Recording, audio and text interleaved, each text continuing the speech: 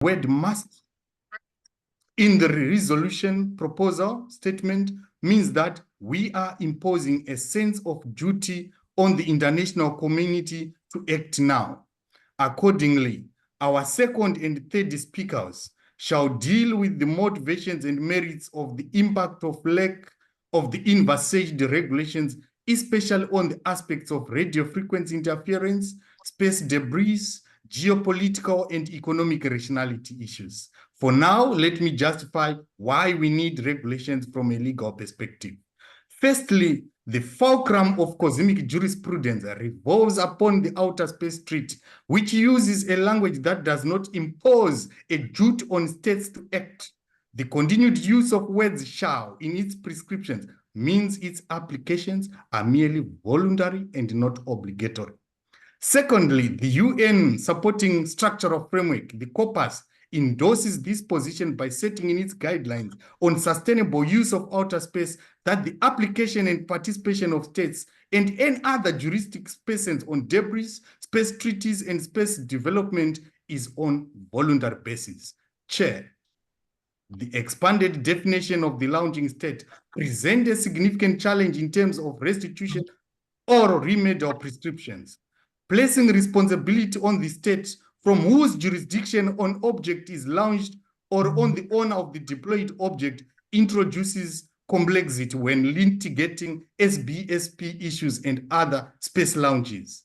Additionally, a regulatory framework which deals with the prevention of launch failure, in-flight collisions, orbital collisions, and end-of-life debris through obligatory instruments is a must.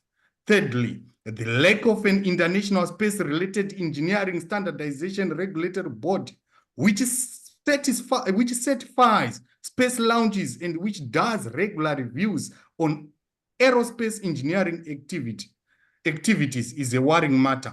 The Columbia incident, which resulted in the loss of our astronauts, is one good example of how spacecraft debris, which peeled off together with heat sensors, can lead to fatality.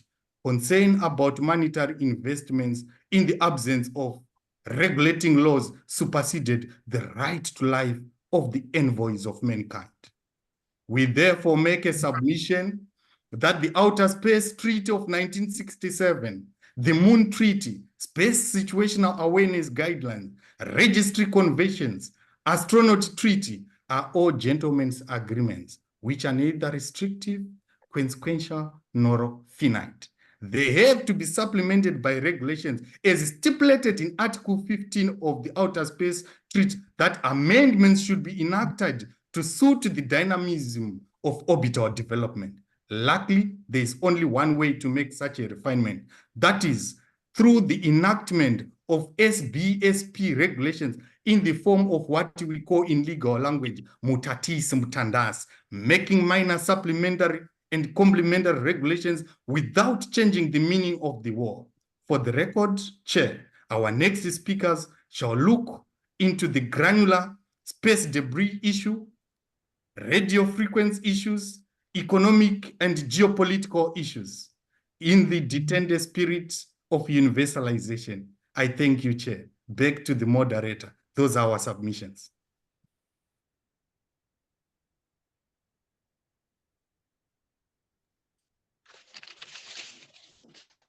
Okay.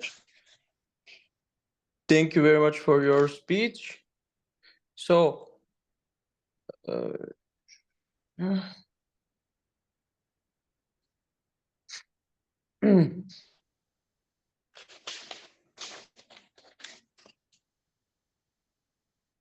okay, opposition speaker 1 of Team Gallium. Let's hear from you. You have 8 minutes, and I will start the timer right now. So, okay. 3, 2, 1. Good evening.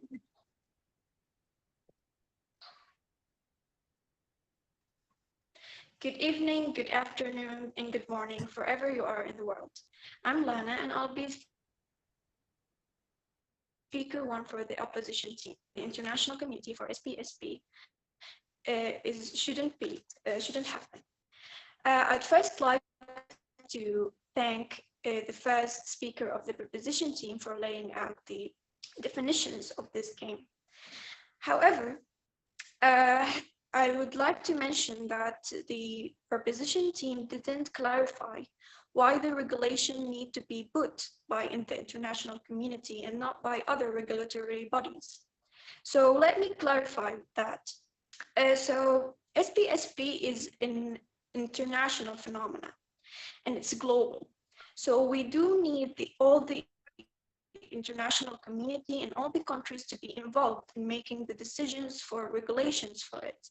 And that's because it will be affecting the entire Earth and will be affecting the process of space exploration in general. Also, I would like to define a little bit what is the international community. So by a paper written with the title "Making Sense of the International Community," it claims that there is no clear definition of what the international community is, because the first time the international community has appeared in place was by the former Secretary General of the UN, who when he asked the question and answered it, what binds us into an international community? And so there are some organizations that articulates the sense of an international community, like the UN. And through the organizations and the bodies in the UN that are specialized in certain domains, so we can make international decisions. Like the International Atomic Energy Agency has arisen due to challenges that happened on an international level concerning the abuse or the misuse of power, of nuclear power. And so international law, or the international setting rules and treaties in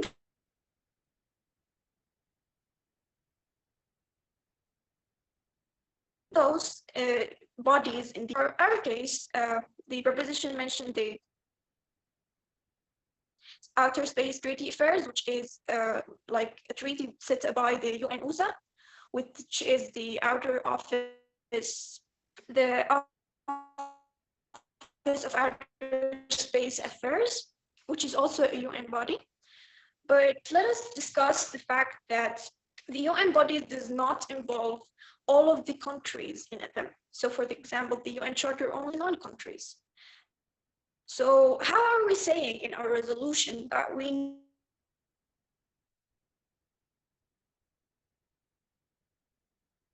need the international community could not, the regulations could not be set by the international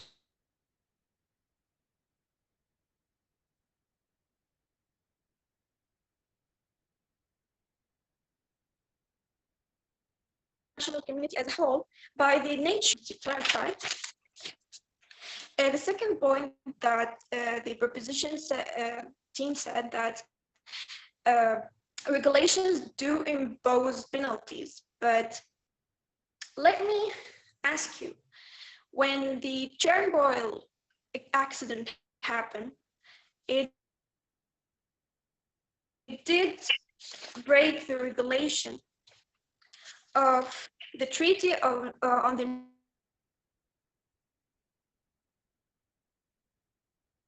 non-proliferation of nuclear weapons. There was no consequences for this. So there are enforcement mechanisms for regulations, but they're not always set in place. So how do we guarantee that if we do put a regulation, it will be followed, and the countries that contradict the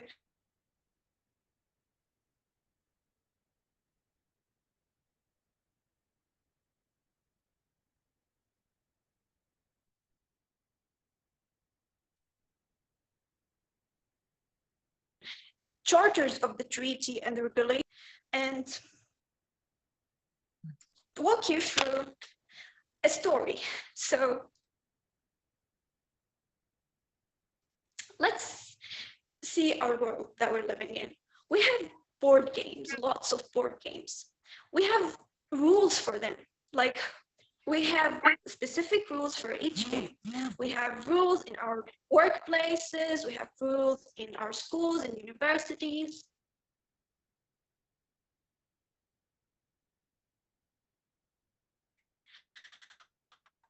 Which makes nothing but show us our reflect on the same world that we're living in and see if regulations are indeed maintaining order. So let me remind you of the example I mentioned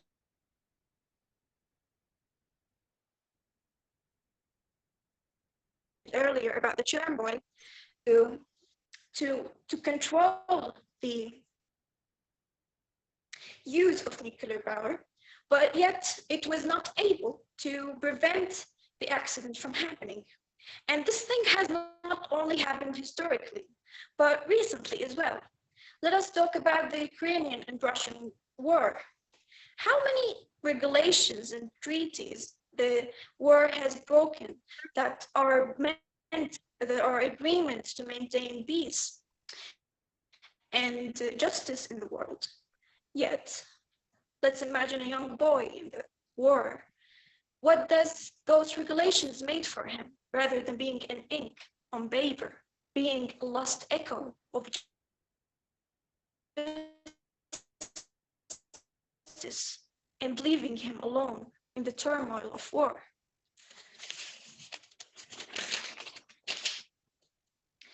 So I would also like to say that since the regulations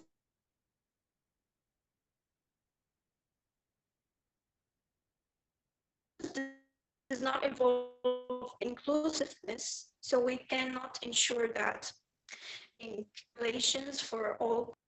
I would love to say that the fact that regulations are controlled mainly by like powerful nations, and even though they're made in organizations, they're mostly like controlled by those nations themselves.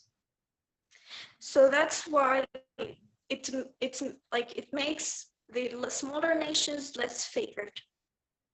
And so the idea, as we see, like the space endeavor is still launching its and flourishing without the existence of, it's still and going in innovation, and that's why it does a great job in self-regulating itself.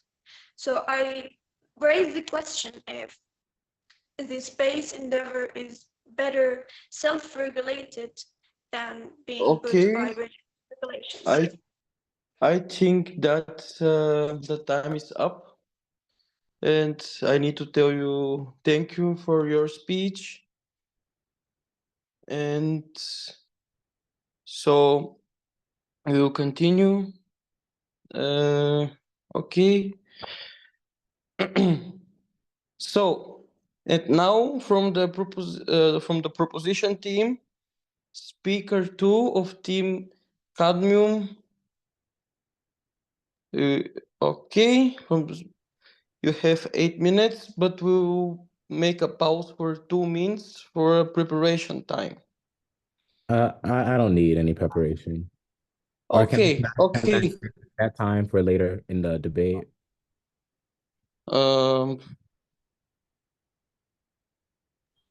You can go ahead. It's okay. Yeah. Okay. Yep. Okay. So need to reset. Okay. So 3, 2, 1.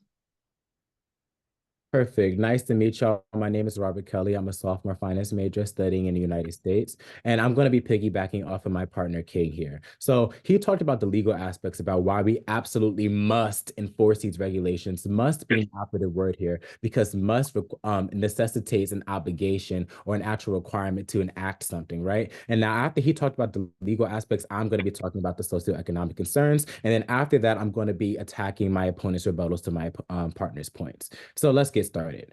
First, Stage Journal's 2012 and New Space Economy states that there's geopolitical security concerns that we need to be considering here. While this system offers the promise of unlimited green electrical power, it also has immense potential to be used as a geopolitical tool. The development and deployment of space-based solar power systems could exacerbate geopolitical tensions, especially if certain countries or regions perceive them as a threat to their security or strategic interests. Competition for access to space resources, control over energy transmission infrastructure, as well as disputes over frequency allocation could escalate geopolitical rivalries and increase the risk of conflict. First, we must consider the implications of a country pushing ahead of other countries in a world that my opponent is advocating for. These tensions in major spacefaring nations such as the United States, China, and Russia continue to increase considering the proliferation of anti-satellite weaponry, which can target or disrupt space-based solar power satellites, ground stations, and even power transmission facilities as a broader military agenda or just having them being a part of their conflict, right? So here we're going to see how a dominant power is able to stymie the ambitions of others by occupying territory as well as attempting to police that territory. We see how satellites will continue to enjoy this direct line of sight down the geostationary and low Earth orbit and will continue to pave the way for those with the power to set parameters that others are expected to follow. Furthermore, major global powers such as the United States, China have deployed terrestrial-based energy weapons and are reported to be working on space-based energy weapons as well.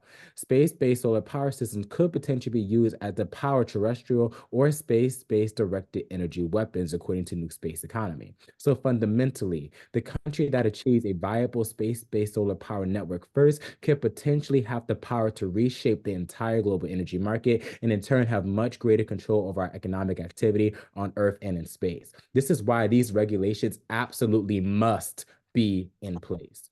Now, moving on to our second point here, and this has to do with economic feasibility, right? So two things here. We're going to be looking at our market development as well as our investment confidence, right? So space-based solar power is not cheap technology. In fact, estimates suggest that the development, construction, and deployment of a single space-based solar power satellite could range from several hundred to several billion dollars. For example, a study by the National Space Society estimated that the initial development and construction costs for a prototype space-based solar power satellite could range from $5 billion to $20 billion. Subsequent production units potentially costing less due to economics on scale of technological advancements. Another study by the U.S. National Research Council estimated that the total cost of deploying a network of SBSP satellites could range from $500 billion to $1 trillion over several decades. It's imperative and important to note that these estimates are speculative and they are subject to change. However, we also must recognize that it comes with market conditions, geopolitical factors, technological readiness, and regulatory requirements that we have to meet here. Now, moving on to our piece on investment confidence. According to Science Direct 2020, orbital debris is hazardous to satellites and orbital space, as collisions with debris can destroy satellites or render them non-operational. Studies suggest that a continuous increase in the quantity of non-functioning human-made objects in space may generate what's called a Kessler effect, which also may render some orbits unusable.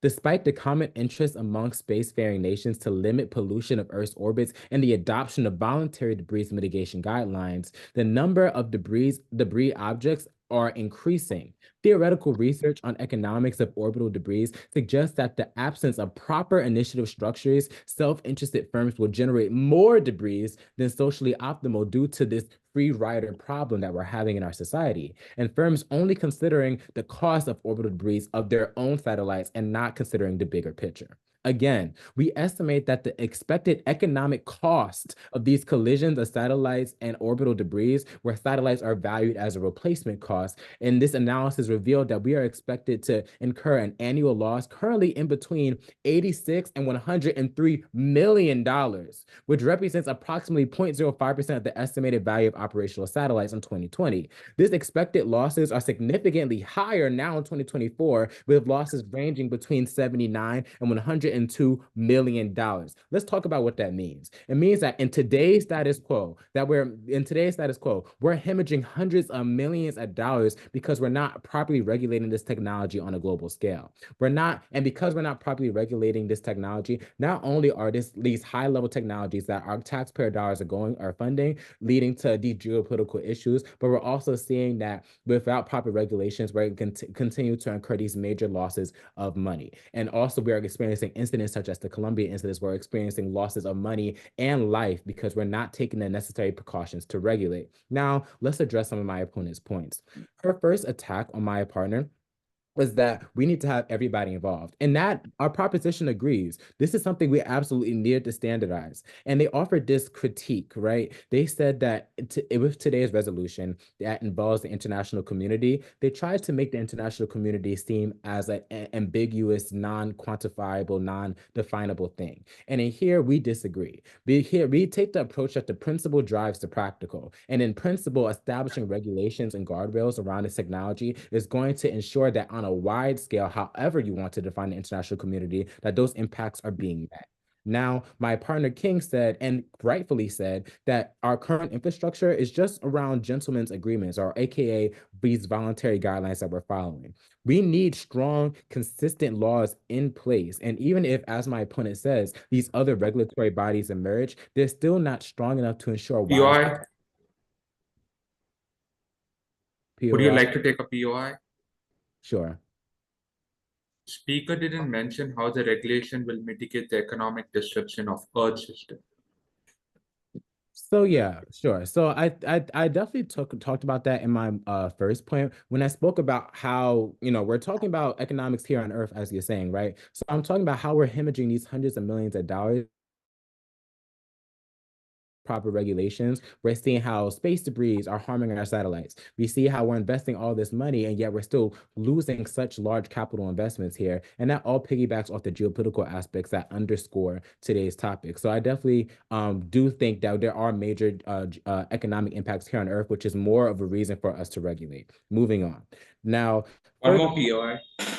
I reject this one. Now, further on, moving on, we live in a society that's governed by rules and standards. By nature, we're a regulatory society. So this self-regulation that my opponent is suggesting is simply not good enough. We need to establish these wide-scale, global, international regulations to ensure that, one, we're leveling the playing field, and two, that these guardrails are ensuring everybody's economic and actual physical safety. And then lastly, they could make this example about how we're comparing Okay, thank you very much for the speech.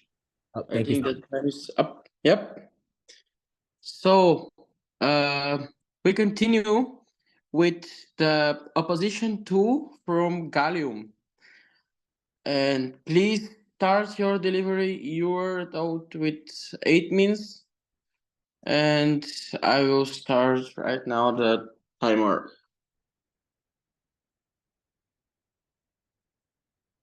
Are you ready? Yes, I am. Okay, 3, 2, 1. Good day to all. I am the second speaker from the opposition side. So today we stand at the precipice of a clean energy revolution, that is a space-based solar power, which offers a beacon of hope, a chance to unshackle ourselves from the limitations of fossil fuels.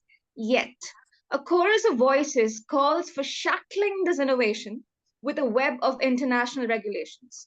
And today, we must challenge the short-sighted approach. Our opponents have given us a captivating vision about SBSP by giving us statistics, by giving us facts, by citing all of their points. But these regulations are often Trojan horses. They promise safety, but unleash a bureaucratic hydra that strangles innovation in its cradle. A recent Mercator Center study found a staggering 72% increase in innovation in industries burdened by excessive regulations.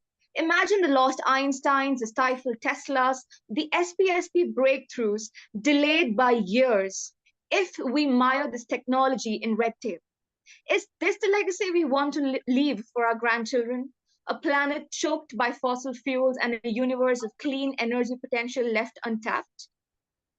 The pro-regulation crowd touts these measures as a magic bullet, but they conveniently forget the inertia of international bodies. These are glacial institutions notorious for their Byzantine approval processes. How can such lumbering giants keep pace with the exponential growth of SPSP technology? Will the future of clean energy be held hostage by committees where progress dies a slow, agonizing death?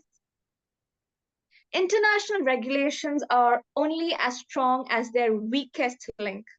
The current geopolitical situation or the climate is a sombering reminder of the challenges of how powerful nations can flout international law with impunity. Can we truly trust a system riddled with loopholes and self-interest to effectively regulate SBSP? Are we naive enough to believe a simple piece of paper will prevent rogue nations from weaponizing this technology or creating environmental havoc in space? Now, my speaker one from the opposition hit the nail on the head by highlighting the burden regulations place on developing nations. Just look at the Ukraine crisis, a stark illustration of how powerful nations can flout international law with impunity.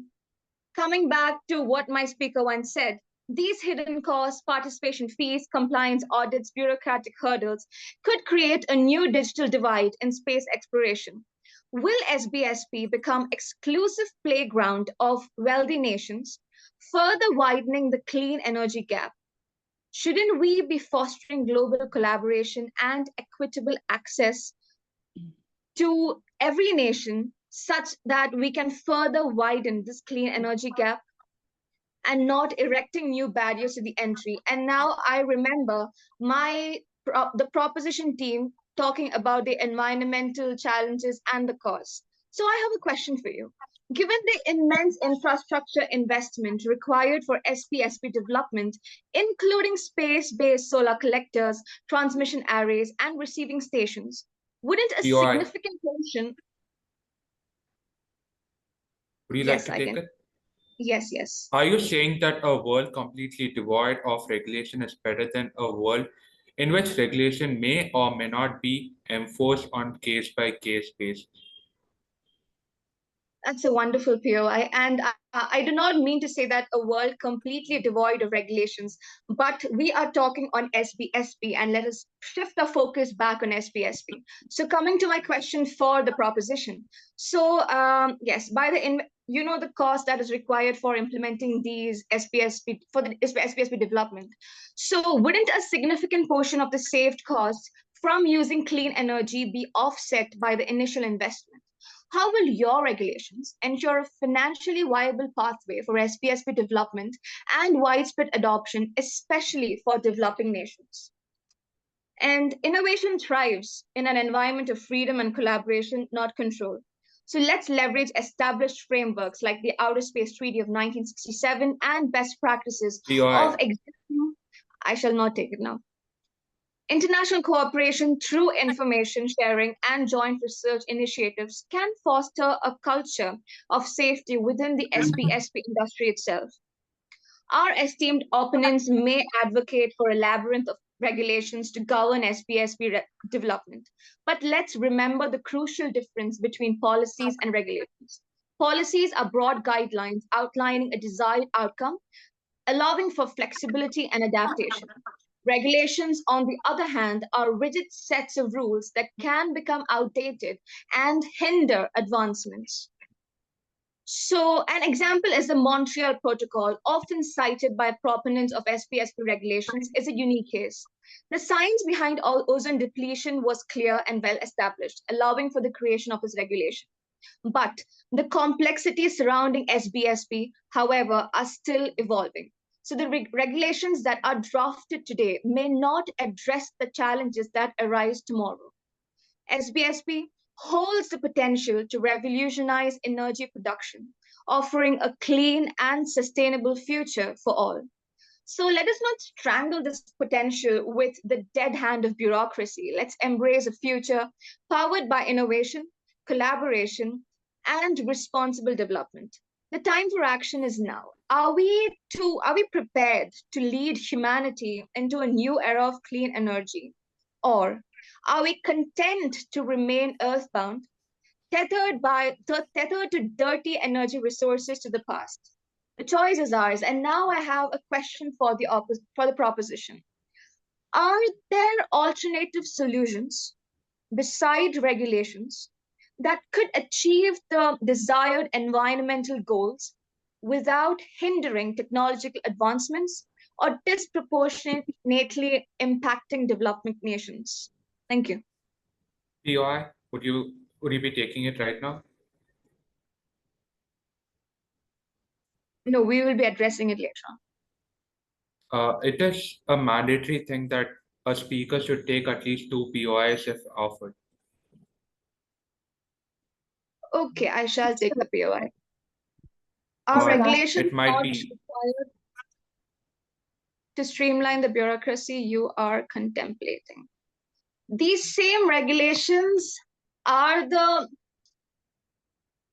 points that has shackled this bureaucracy that the proposition has been mentioning, like how the proposition has mentioned about gentleman's contract.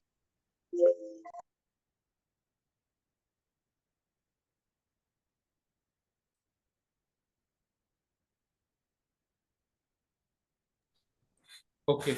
Let me be clear about POIs. POIs is mandatory for, it's mandatory to take at least 2 POIs by the speaker if it's given.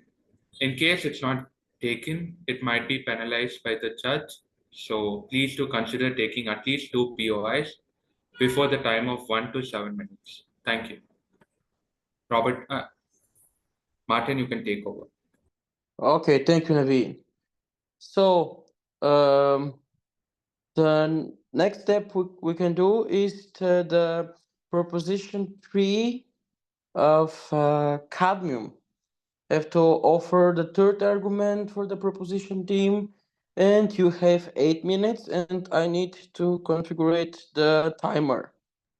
While he does that, just a note for the judge and for everyone, there is also the okay, I see what Naveen is saying. Okay, that the POI wasn't made in the protected minute, but we shouldn't be addressing the POIs in the last minute.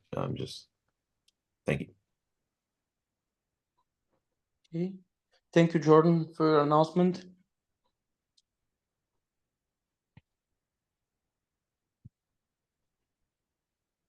Are we ready to continue?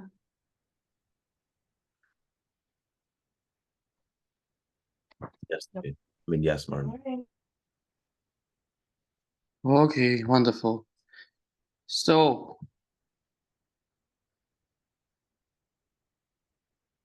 cadmium, and 3, 2, 1. Hello everyone, I am Pranav and I am going to be continuing the point on, I'm going to continue back my teammates. So as we gather to discover the mysteries of the cosmos, we must confront not only the wonders that beckon us, but also the perils that lurk in the world.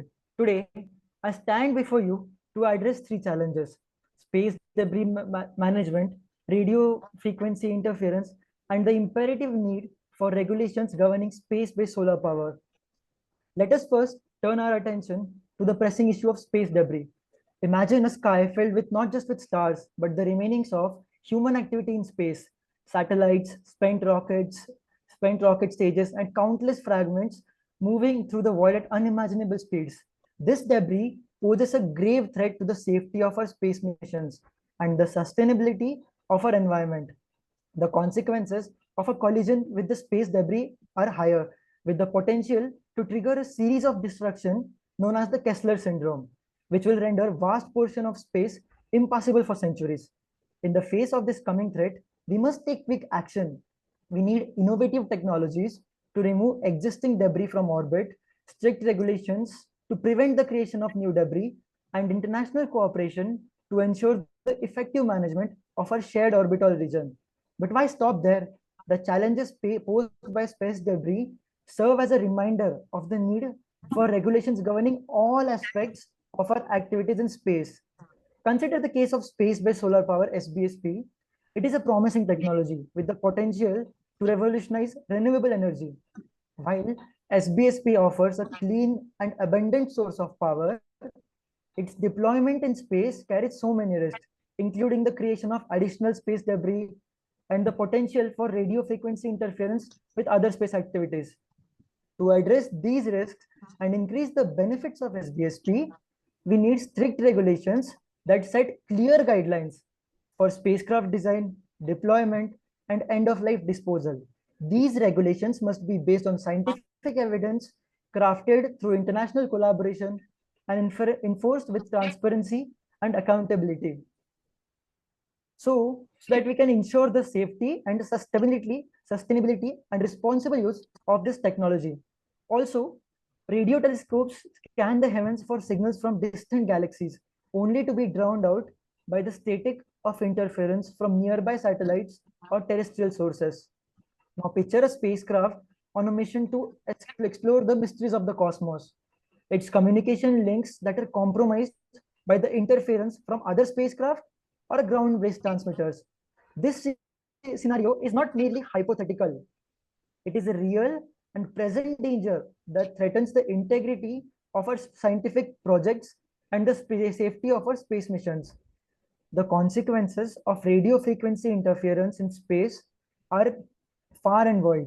Not only does this impede our ability to conduct fundamental research such as astrophysics, planetary science, but it also poses practical challenges for space operations, like the safety of crewed missions and the reliability of critical services like satellite navigation, weather forecasting, etc., etc.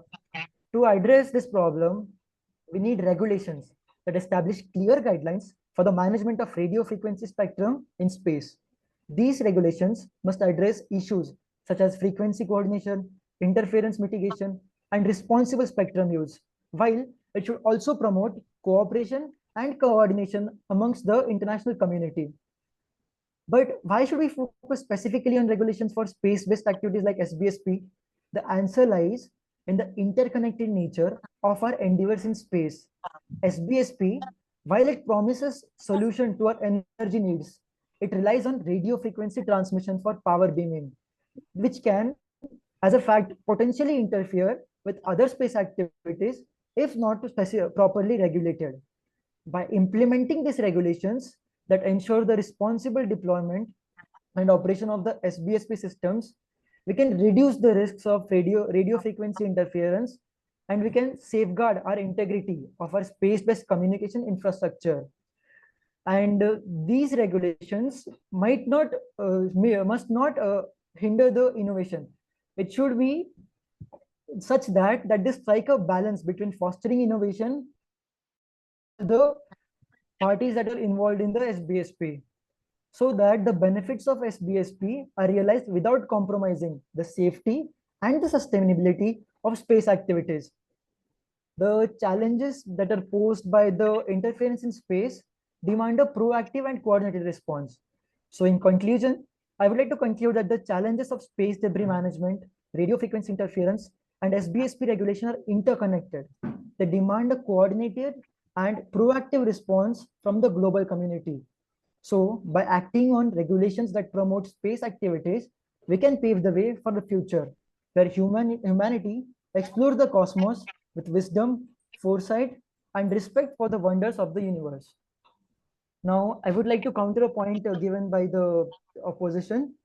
As she said, we should not burden the community by excessive regulations. and that we might have lost many innovations on the way. But I would like to tell you a downgrade of not having any regulations at all. One example I can give is the Deepwater Horizon oil spill. The explosion of the Deepwater Horizon oil rig in the Gulf of Mexico resulted in one of the largest disasters in history. And the reason was one and only absence of any regulations. Another example that we can think of, the Chernobyl nuclear disaster. The Chernobyl disaster in Ukraine was caused by a combination of design flaws, human error, and the most important thing, lack of safety regulations and protocols. So we can't just say that the regulations only hinder innovations. We need to find a thin line where the regulations also supports innovations, and also controls anyone overstepping the line and not putting humanity or environment in danger. So here I would like to end my case.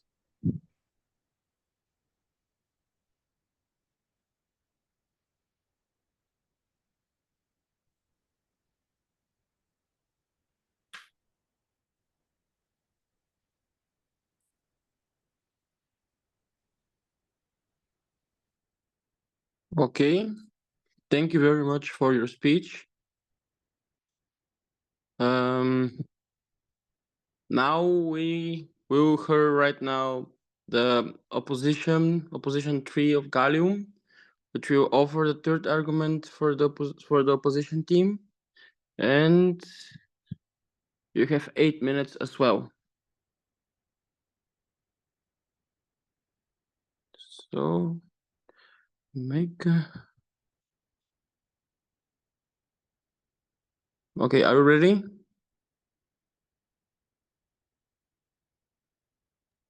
Yes. Wonderful. So 3, 2, 1. Thank you, moderator. Firstly, I would like to thank the speakers of both teams for laying the foundation and giving us all of the important points. However, I would like to start by rebutting the point by the third speaker of the proposition side. We once again said that we do not say that there are no regulations in place or there need not be any regulations in place. There are already regulations in place concerning the domain of outer space given by the UNOSA and the OST, that is the United Nations Outer Space Affairs Office, as well as the Outer Space Treaty. Plus, the international community is not defined, and these two organizations are separate.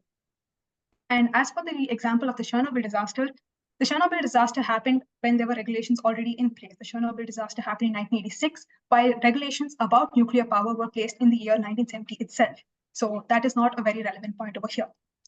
Now, from the proposition team, Speaker 3 mentioned that regulations are required for radio interference, but we should note that it is a fact that the ITU, the International Telecommunication Union, already has regulations in place regarding the rules and regulations for radio interference in outer space. And Speaker 2 of the proposition talks about space debris and the allocation of geosynchronous orbit areas. However, the UNOSA and the OST already have regulations covering these issues. So why is there a need for new regulations? Speaker 1 from the proposition mentioned that regulations are restrictive. This is exactly what proves the point of the opposition. Regulations are restrictive. So when the world is at a stage that requires international collaboration for its survival, why would we impose more regulations? Regulations that, as pointed out by Speaker 1 of the opposition team, are not made by an inclusive international community. These regulations are put in place by communities where few powerful nations have the majority of the deciding factor when it comes to regulations.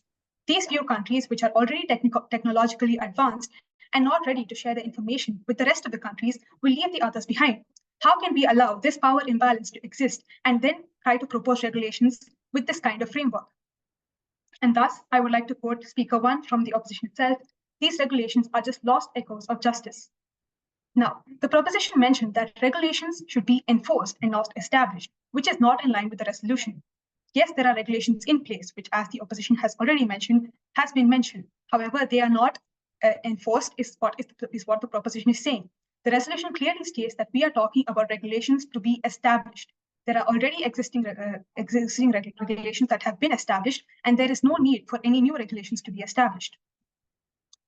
Also, the proposition has not provided enough proof that regulations established by the international community will mitigate the potential hazards, where the reality is that regulations are a gentleman's agreement. Even though there are existing regulations in today's world, how many of them are actually being adhered to? Can we really say that they are being adhered to looking at today's political world?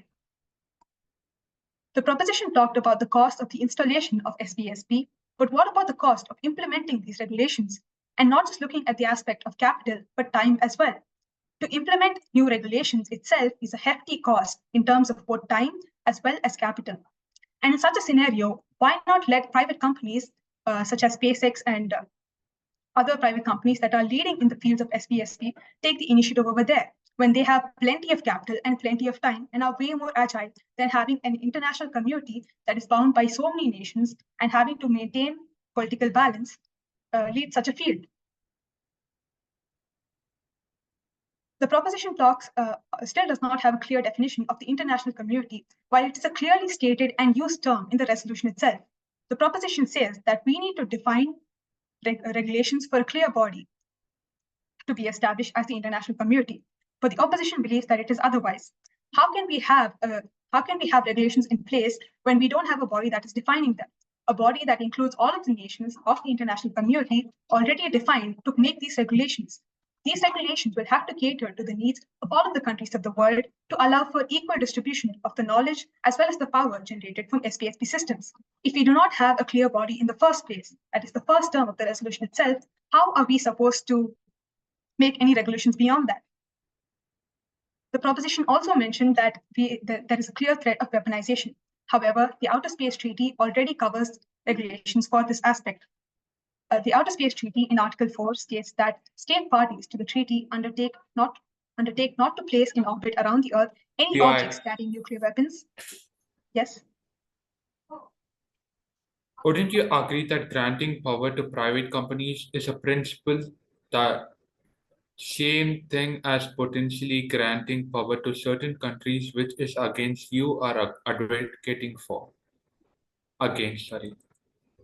No, I would not agree because private companies usually are way more inclusive in terms of merit as well as capital. And when we talk about the international community, there are very strict political guidelines that have to be followed, and it would not be as inclusive. And the proposition did not clearly mention about a well-defined international community.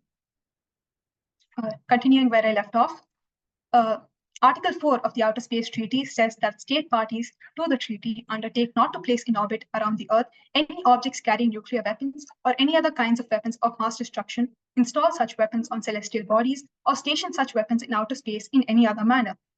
This clearly proves that there are regulations in place to tackle the issue of weaponization.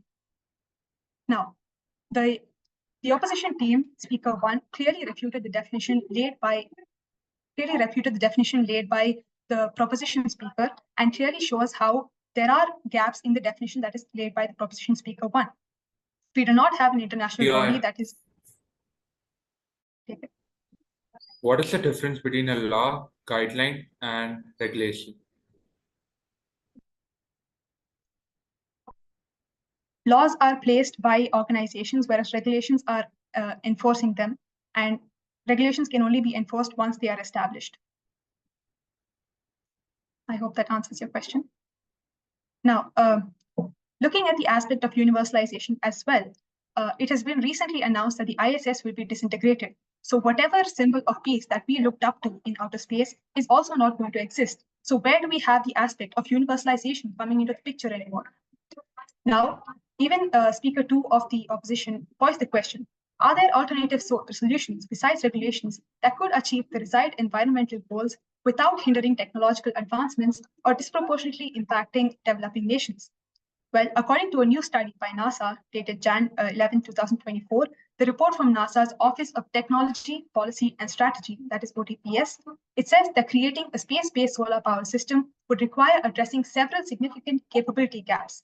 Researchers would need to find ways to assemble and maintain large systems in orbit, enable those systems to operate autonomously, and develop efficient power beaming to bring harvested energy back to Earth.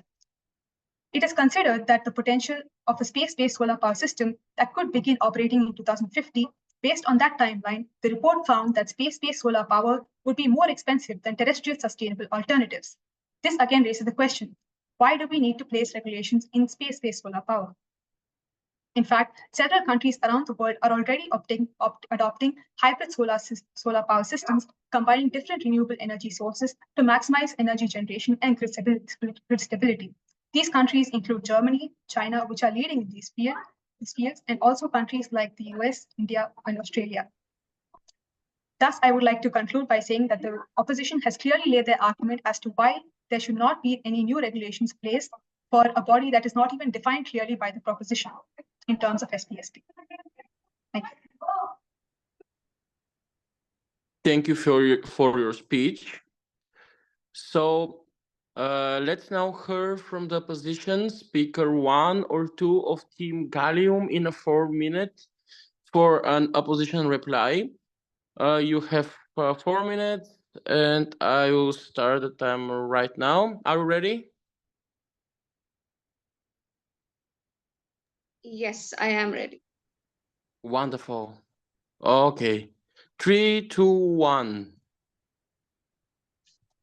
It was wonderful hearing both the proposition and the opposition sides to our resolution. But I do have a lot of questions for my proposition.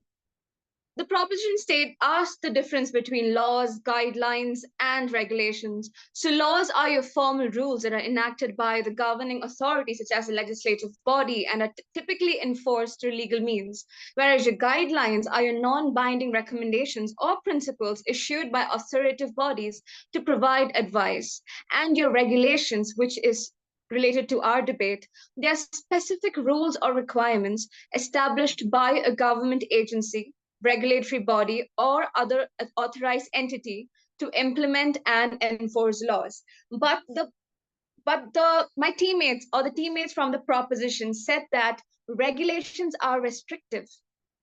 When the proposition itself has claimed that the regulations are restrictive, how can you ensure that these same regulations will not strangle or nip this developing technology at its bud? You also, the proposition also said that the treaties such as the Outer Space Treaty of 1967, the Moon Treaty, are all gentlemen's agreements. But don't these same gentlemen's agreements prove or provide the foundation for other rules or other regulations that the proposition claims that there should be regulations? Don't these regulations come out from these same gentlemen treaties? So how can the proposition claim or like establish that it will, provide or foster international collaboration or help in regulating the use of this power? And who are going to make these regulations? Who is going to stop the future regulations from being or from someone else coining it as gentlemen's agreements? Also, the proposition did not answer or establish the two questions I had asked them, which was how do they plan, or what ideas do they have for not burdening the developing nations when it comes to spSP? Now, my team, that is the opposition, we have stated points such as the speaker one from my team stated that the existence of international regulations, we acknowledge the presence of various international bodies like the UN, the International Court of Justice, and the functioning institutions that is regulating global interactions. We have also questioned the efficacy of these regulations by quoting the cultural or the historical events like the Chernobyl disaster, or the current one, the Russian-Ukrainian war. Or also, we have highlighted that the international community is still a work in progress, and it does not include all countries, and decisions are not made collectively by all nations. So maybe a decision that is made by 15 nations might not be the decision that will work for the remaining 6 or 7 nations. And that completely sidelines the idea of international community. Now, the speaker two from the opposition, we argued, against imposing regulations on spSP because of its potential to stifle the effect of innovation. And we question the ability of glacial international institutions to keep pace with the rapid advancements in SPSP. Maybe a regulation is made now, maybe 5 regulations are made today. But what is the assurance that these regulations will still act as regulations maybe 3 weeks down the line? Let's not go for years, 3 weeks down the line.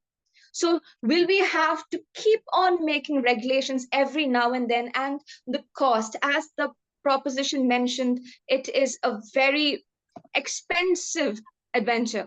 So if we create, so by stating all these points, I believe that the opposition claims, or we believe that regulations are not necessary. Thank you. Thank you for the speech. So let's hear the team Cadmium proposition reply from pro speaker 1 or 2 reply. You're allotted 4 minutes. Okay.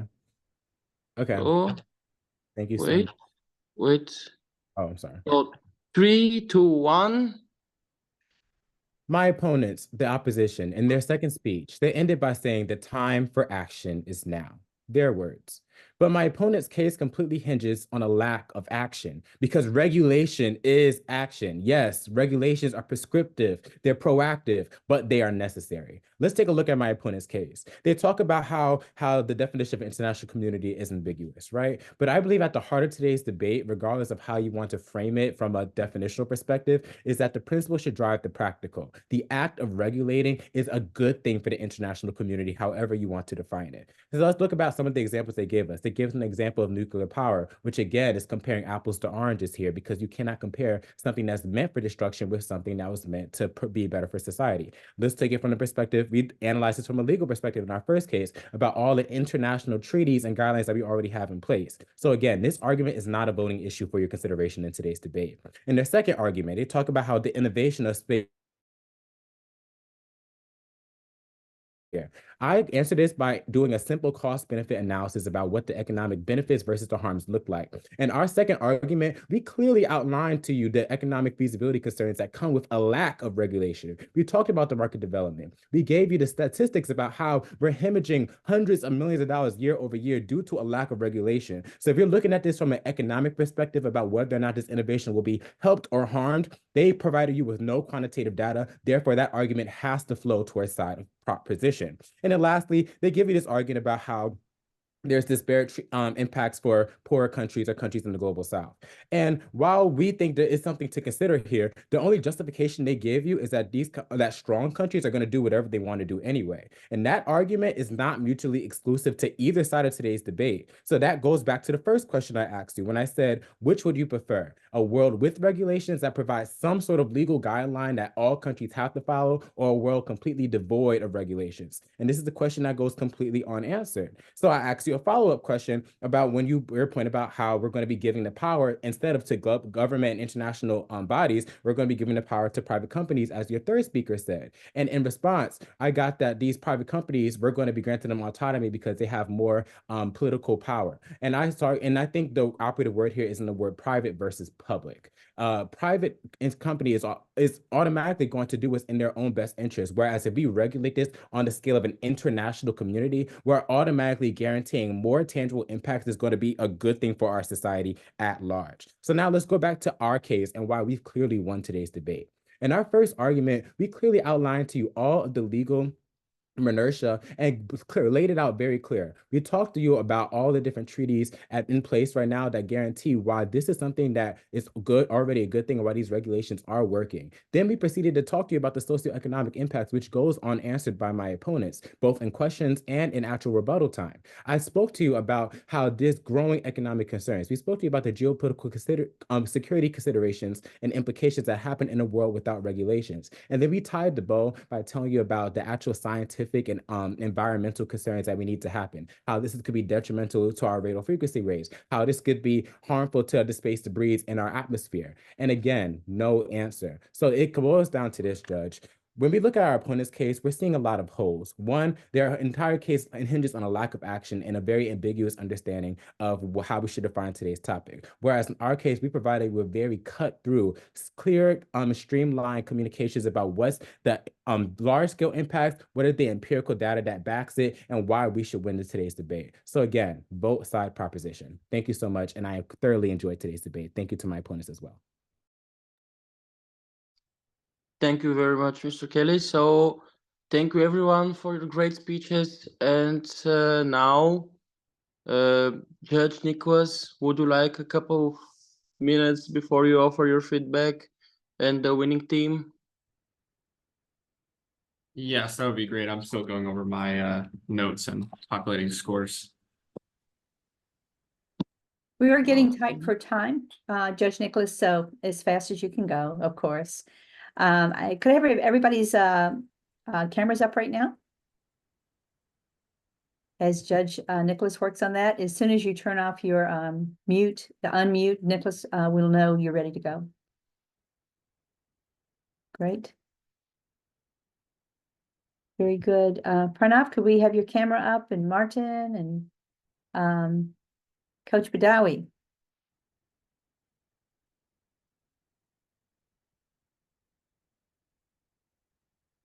Wonderful, wonderful.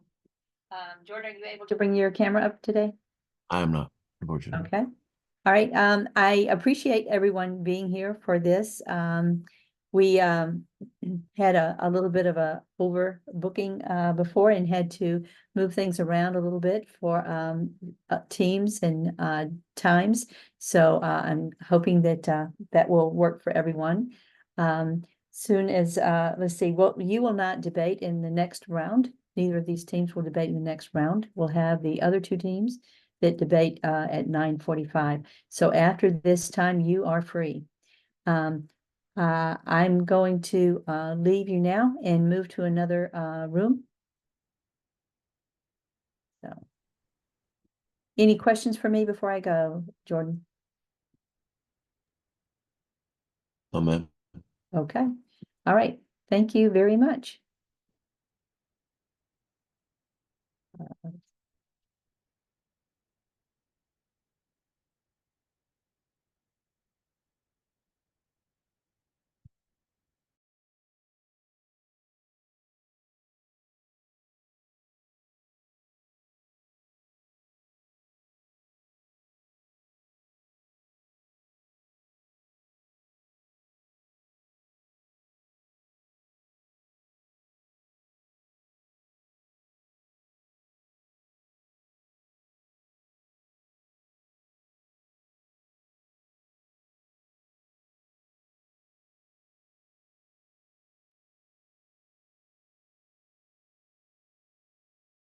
Okay, Judge Nicholas, please give us your feedback, and the winning team, you have about 5 minutes.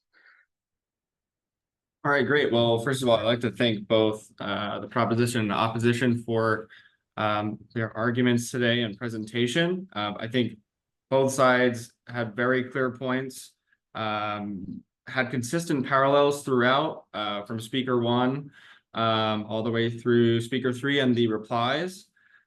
I have some specific comments, but it's all good feedback. I don't really have any negative feedback. I'm actually very impressed with how everyone was cordial, respectful, but also was able to get their points across very strongly. I think the main thing from Cadmium's proposition is there's a need for innovation, but in order for the innovation to happen, you need regulation as well. Gallium side, regulation basically destroys innovation. But you've both been able to bring above different instruments that back your points. I like how, and I have specific notes for everyone, but this is my first time doing this, so I'm trying to be as concise as possible for you all. I think a major strength from Cadmium, Robert, necessitating an obligation, and then also hinting in about economic control and the feasibility. I think that strengthened the argument. On the opposition side, Meenakshi, the Trojan horses, a comment, I think that was a great opener, and also you know, a great defense of how innovation could die with regulation. And I think all three of Gallium's main presentations included the present example of the Ukraine-Russia crisis. And I think that has some weight to just international community establishing regulations, and how we can see that they don't prevent even when they are in place already. So I think that was a strengthened point from Gallium's side. I'm not going to take 5 minutes up. So this was actually a very, very, very and with that, I would like to pronounce the winner, Cadmium proposition. Thank you so much.